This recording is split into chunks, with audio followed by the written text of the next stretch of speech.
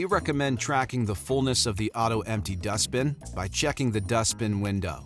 To empty the bin, press the release button and lift it straight off the dock by the handle and bring it over to a trash bin. Press the release button on the top and the bottom will open to release the debris. To use the handheld vacuum, simply press the hand vac release button to detach. You can also manually empty the hand vac dust cup if needed. Simply press the empty button and the dust cup lid will drop open, releasing debris. It is good practice to clean your filters. The hand vacuum has one removable filter, which is the pre-motor filter. To remove the pre-motor filter for cleaning, first make sure to open the dust cup by pressing the trash icon. Then press the release buttons on both sides of the hand vac and slide the dust cup out of the hand vac. Press the tabs on both sides of the filter to remove it. Clean with water only and air dry for 24 hours.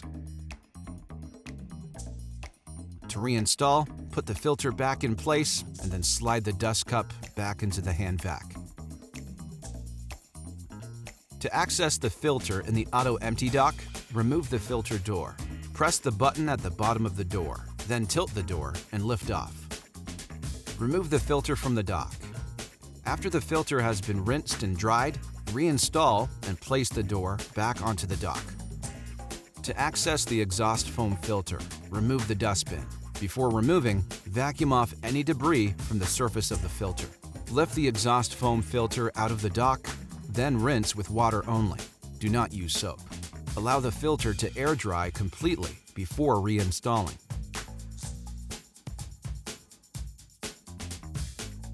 Maintaining and cleaning your vacuum is the best way to reduce issues and clogs within the unit. If you experience any clogs, first power off the unit. Remove the hand vac from the wand and the wand from the nozzle. Check each air path and remove any clogs if noticed.